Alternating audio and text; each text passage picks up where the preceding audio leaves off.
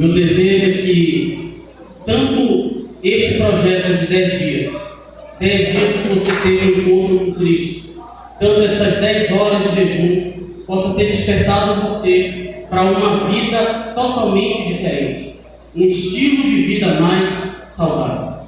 E hoje, nessa tarde, eu fiquei incumbido de falar um tema que eu reconheço.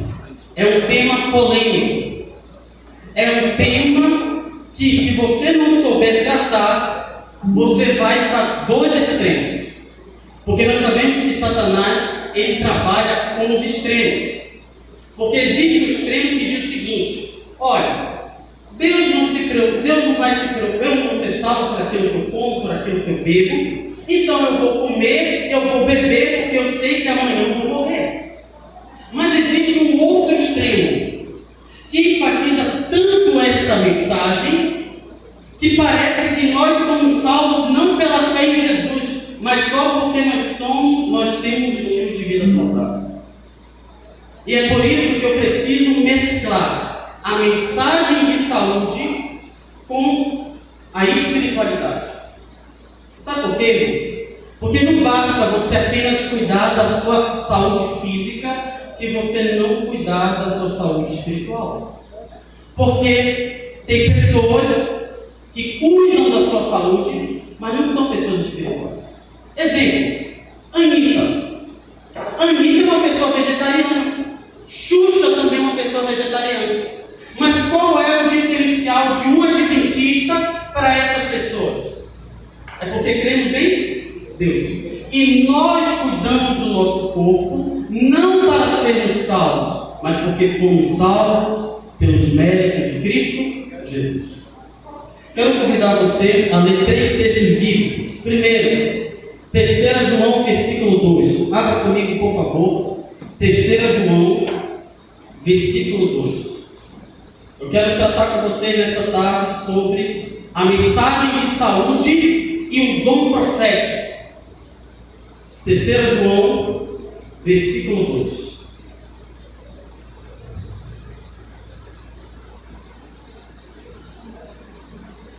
Terceira João, versículo 2, assim diz a palavra do Senhor: amado, oro para que tudo vá bem com você e para que esteja tão saudável fisicamente como é espiritualmente.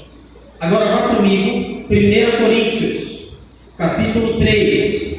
1 Coríntios, capítulo 3, versículos 16 e 17. 1 Coríntios, capítulo 3, versículos 16 a 17. Palavras do apóstolo Paulo. Vocês não sabem que são santuário de Deus e que o Espírito de Deus habita em vocês? Se alguém destruir o santuário de Deus, Deus o destruirá. Pois o santuário de Deus, que são vocês, é sagrado. 1 Coríntios 6, versículos 19 e 20. 1 Coríntios, capítulo 6, versículos 19 e 20. Mais uma vez, Paulo vai frisar a questão da relação do corpo do homem com o santuário. Acaso não sabem que o corpo de vocês é santuário do Espírito Santo, que está em vocês, o qual receberam de Deus?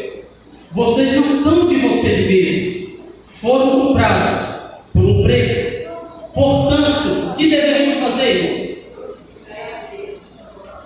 O que deveríamos fazer? Glorificar a Deus. Aonde, irmãos? Porque cuidar do corpo é um ato de adoração. Irmãos, quando nós estudamos essas passagens, podemos perceber que a religião cristã, ela se preocupa com a integralidade do homem. O cristianismo em si não foca apenas no lado espiritual. Não. Nós sabemos que o ser humano ele é um ser integral. E ele tem três partes que formam a integralidade do homem, do ser humano. Ele tem um corpo, ele tem uma mente e ele é um ser espiritual. Não é à toa que lá em 1 Tessalonicenses, capítulo 5, versículo 23, Paulo ele não vai priorizar uma das partes. Ele vai dizer, portanto, irmãos, conservem alma, corpo e espírito, ou espírito, alma e corpo. Nós devemos conservar tudo para a vinda do Filho de Deus. Amém. Em 3 João, versículo 2, nós podemos encontrar uma saudação. E era comum neste contexto, pessoas, ao escreverem suas cartas, desejarem para os seus ouvintes prosperidade em todos os aspectos, principalmente nos aspectos de saúde. Você pode encontrar este tipo de saudação interessante em cartas de cidadãos gregos. Então era comum pessoas daquela época, ao mandar cartas para as pessoas, desejarem prosperidade, principalmente prosperidade no âmbito da saúde. Mas o que me chama a atenção é que João ele vai além. Dependendo da sua tradução, quando você vai para a NVI, Nova Versão Internacional, possivelmente você utiliza a Nova Almeida, a ARA, está escrito mais ou menos assim: irmão, faço votos por tua prosperidade. Mas na NVI tem algo muito interessante. Diz o seguinte: amado, oro. Ele não fazia apenas votos. Oro para que você tenha boa saúde. O que João está nos ensinando é que a oração não é apenas pedir coisas espirituais, mas também eu posso pedir a Deus coisas materiais que também vão influenciar para um estilo de vida mais saudável. Só que você só vai ver a sistematização da mensagem de saúde nas cartas de Paulo, principalmente nos textos que nós acabamos de ler em 1 Coríntios. Isso você só vai entender essas palavras duras de Paulo. Passa para mim, por favor. Se você for para a língua original. Porque Paulo chega para os cidadãos de Corinto e diz o seguinte: olha, vocês são o santuário de Deus. E por que vocês são um santuário? Porque o Espírito de Deus habita em vocês. Aí Paulo vai utilizar duas palavrinhas. Se alguém destruir o santuário, Deus o destruirá. Talvez os cidadãos de Corinto poderiam chegar para Paulo e dizer: Paulo, para que essa linguagem mais pesada? Para que dizer que se eu não cuidar do meu corpo, o Deus Todo-Poderoso, que é amor, vai me destruir? Você só vai entender se você for para as línguas originais. Se você não está bem aqui, eu fiz questão de colocar, tanto a palavra destruir, quando destruirá, é a mesma palavra no grego. Só que, quando Paulo ele vai falar da ação do homem no corpo, pode dar mais uma ideia. Poderia ser traduzido assim: se alguém que se diz cristão, que se diz salvo pelo sangue de Cristo, corromper, é o ato do homem em si. Se o homem corrompe este santuário, o que acontece? Deus o destruirá. Deus vai destruir, de acordo com Paulo, aquele que não cuida do seu corpo. Por que, Paulo? Porque o santuário de Deus, que sois vós apenas, aqui está muito além. No grego, no original, um dos significados que a gente dá: santo está muito além de ser apenas separado. Dá uma ideia. A palavra grega para santo que aparece no texto é a palavra grega hagios, que dá uma ideia de algo grande e sublime. É uma ideia de algo muito santo e santíssimo. Paulo está dizendo: você quer saber como lidar com o seu corpo? Vá para onde? Para o Antigo Testamento. Vá para o santuário. Paulo diz que aquele que corrompe, aquele que traz algo, que aquilo que Deus não pediu para colocar no corpo, Deus o destruirá. Você, preste atenção, irmãos. O santuário era tratado de qualquer forma no Antigo Israel? Eu poderia fazer qualquer coisa no santuário? Eu poderia levar qualquer coisa para o santuário? Mas há um relato da Bíblia que conta a história de dois jovens que levaram algo estranho diante de Deus e por conta dessa rebeldia eles foram fulminados. De que personagens eu estou me referindo? Nadab. Deus havia pedido para que eles não levassem fogo estranho. Eles tinham que pegar o fogo que estava no altar e levar para dentro do santuário. Mas a Bíblia diz que eles levaram algo estranho, algo corrompido. Eles tentaram corromper o templo e o que aconteceu, irmãos? Deus os... Agora você entende, irmãos, o porquê Paulo utiliza essas palavras duras conosco? Porque nós somos sagrados, somos santos. Não é à toa que quando Paulo vai lá em 1 Coríntios 6, 1 Coríntios 6, versículo 19 e 20, Paulo nos dá um outro motivo do porquê Deus tem tanto zelo com o nosso povo. Acaso não sabeis que sois o santuário do Espírito Santo que está em vós,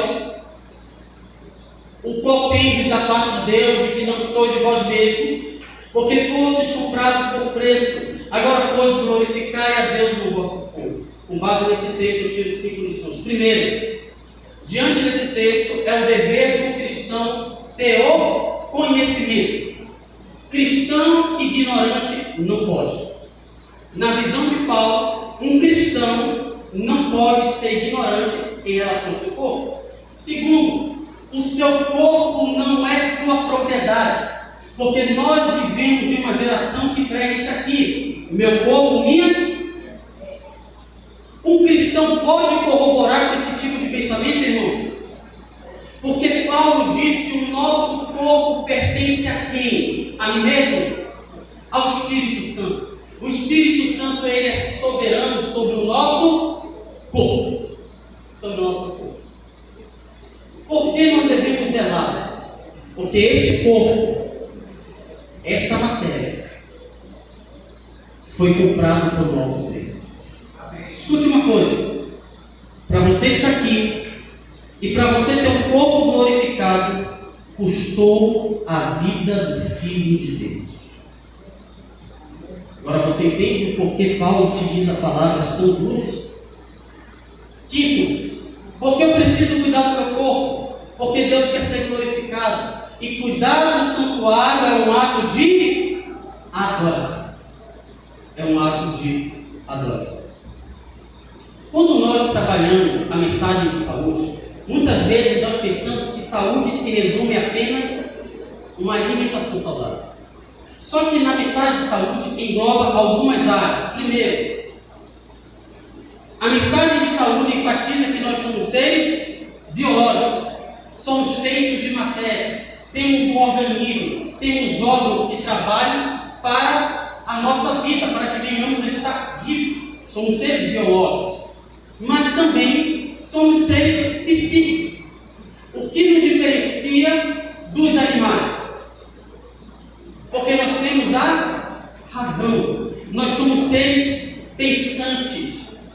temos uma mente. Nós somos seres racionais. Temos mente, temos intelecto. E é na mente que é o palco das emoções. E é na mente que é o palco do grande conflito. Mas também nós somos seres sociais. Você é uma junção de pessoas que você convive. Nós nos vestimos desta forma porque vivemos aqui.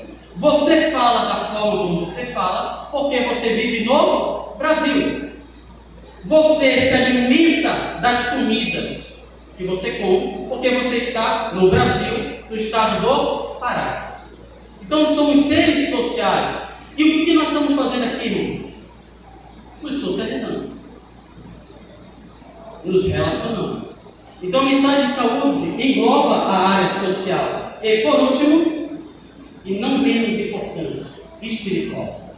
Porque, de acordo com a ciência, nós somos seres biopsicossociais. Acabou. E mesmo muitos não gostando disso, nós somos seres espirituais. Em essência, nós somos religiosos. Não tenho tempo para tratar disso, vai ficar para uma outra ocasião. Por que nós somos seres religiosos? E o meu objetivo nessa tarde é tratar como esta mensagem chegou na igreja. Por que você fala tanto de saúde? Por que esta igreja promoveu os 10 dias pautados na saúde? Porque a igreja está enfatizando muitos remédios naturais. Muitas vezes nós enfatizamos isso sem parar para pensar a sua origem. E o meu objetivo é tratar com vocês como a mensagem de saúde chegou na igreja adventista do sétimo dia. E uma coisa que eu preciso ter em mente é que esta mensagem não começou com Ellen White. Porque muitos acham que foi Ellen White que deu início à mensagem de saúde. Não. O primeiro homem que trouxe esta verdade foi José Bates. Ele é conhecido como o pioneiro da mensagem de saúde. E isso se deu antes de Ellen White ser chamada por Deus. Quando ele ainda era um marinheiro, ele via ali um estilo de vida irregular dos seus companheiros. Então ele decidiu mudar o seu estilo de vida. Ele abandonou o álcool, ele abandonou o tabaco, ele abandonou a carne de porco, ele abandonou as carnes e ele se tornou uma pessoa vegetariana total. Então foi ele que trouxe essa mensagem para nós. Mas você me pergunta, e para que serve o dom profético? Se a mensagem não começou com Ellen White, por que o dom profético? Porque o dom profético manifestado na vida de Ellen White ampliou a visão adventista acerca desta mensagem. E em que ano Deus deu a primeira visão a Ellen White? No ano de 1848, 4 anos após o grande desapontamento. Nessa primeira visão, Deus ele aconselha os adventistas do sétimo dia a abandonar chás pretos estimulantes, chás estimulantes. Segundo, café. Terceiro, preciso abrir um parênteses rápido. Irmãos, muitas vezes nós pegamos muito na questão do café. Muitas vezes nós ensinamos os adventistas precisam se abster do café. Mas o interessante é que muitas vezes, em algumas reuniões dos adventistas, está presente o quê? O refrigerante. Você sabia? Um dia eu vi um vídeo de um crítico da igreja. Sabe como ele chamou os adventistas? Hipócritas. Sabe por quê? Porque ele diz assim: vocês pregam sobre o abandono do café, mas vocês bebem refrigerante. Pode ir passando, eu não vou ter tempo. Segunda visão, 1854, passa. 21 de maio de 1863, quando a igreja foi organizada, um mês depois da igreja ser organizada, Ellen White recebe a sua próxima visão. Pode passar. 1863, 6 de junho, nessa casa de Aaron, foi um sábado com pôr do sol. Ela recebeu a terceira visão. Pode passar? E nessa terceira visão, Deus dá a ela 33 princípios que o povo de Deus deveria obedecer. Por quanto tempo? Não terei como abordar todos eles. Pode ir passando, meu irmão, por favor, porque o meu foco nesta tarde, pode ir passando, porque eu queria ser bem transparente com a igreja, por isso que eu coloquei os 33 princípios que Deus deu à serva do Senhor.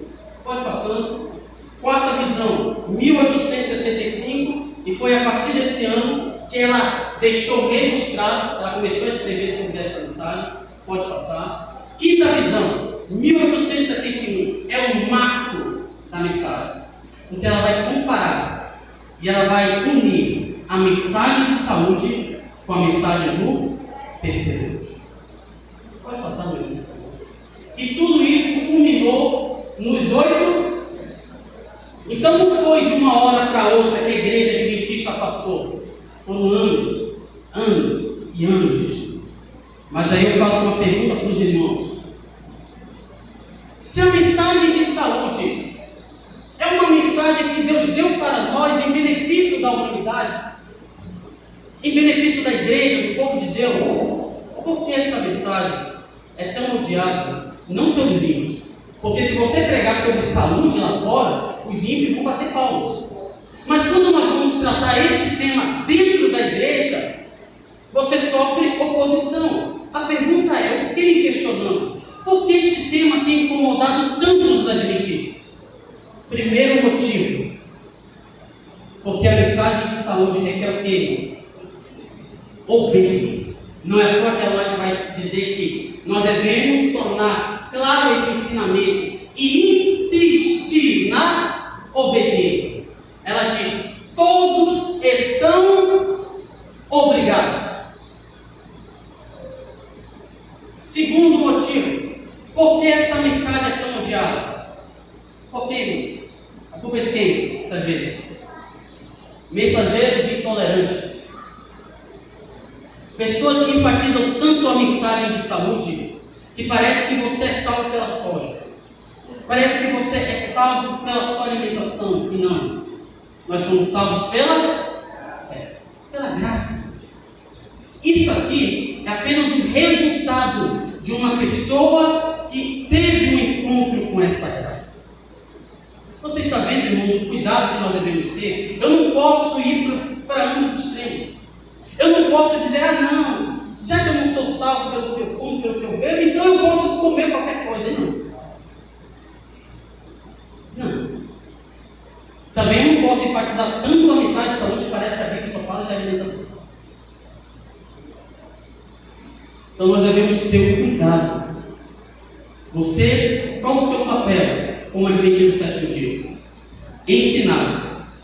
Mas o que acontece? Só o Senhor, volta para mim, só o Senhor guia os sinceros de coração. É uma obra de Deus. Diante de tudo isso, irmãos, pode passar? Qual é a conclusão que eu chego? Olhe bem para essa imagem.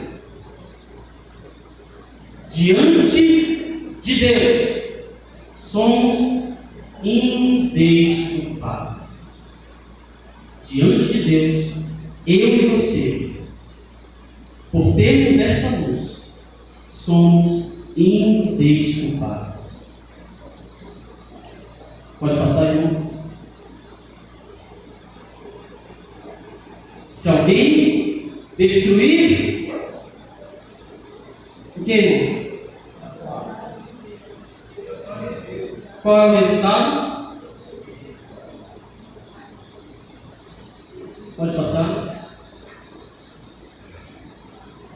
Eu e você somos indesculpáveis.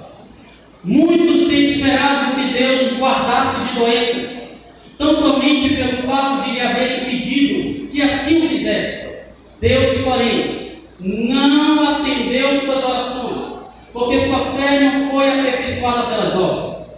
Deus não operará um milagre para preservar de enfermidades os que não têm nenhum cuidado consigo mesmos.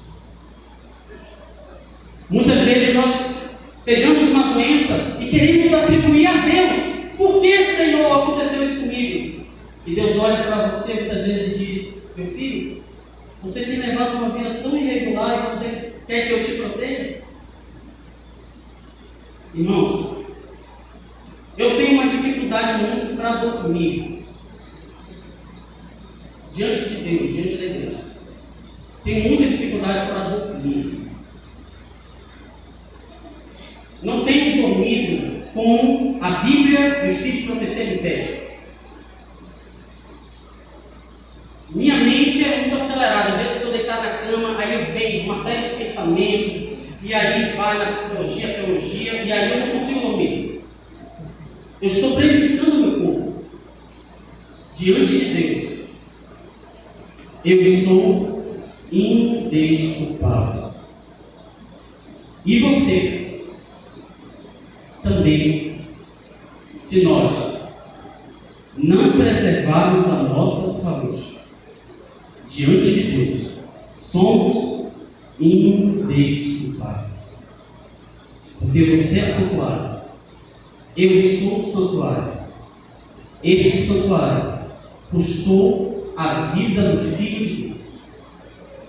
E aquele que destrói o santuário, Deus o destruirá. É fácil, irmãos, seguirmos estas leis, irmãos? Não é fácil. Mas Jesus chega para mim e para você e diz: filho, sem mim nada podeis fazer. É ali que entra a graça de Deus. O que nós não podemos fazer é ignorar essas leis. Que Deus nos conceda a graça. Que Deus nos conceda o seu Espírito. Irmãos, ficou claro, irmãos, eu tive que correr, mas eu espero que essa mensagem tenha ficado clara.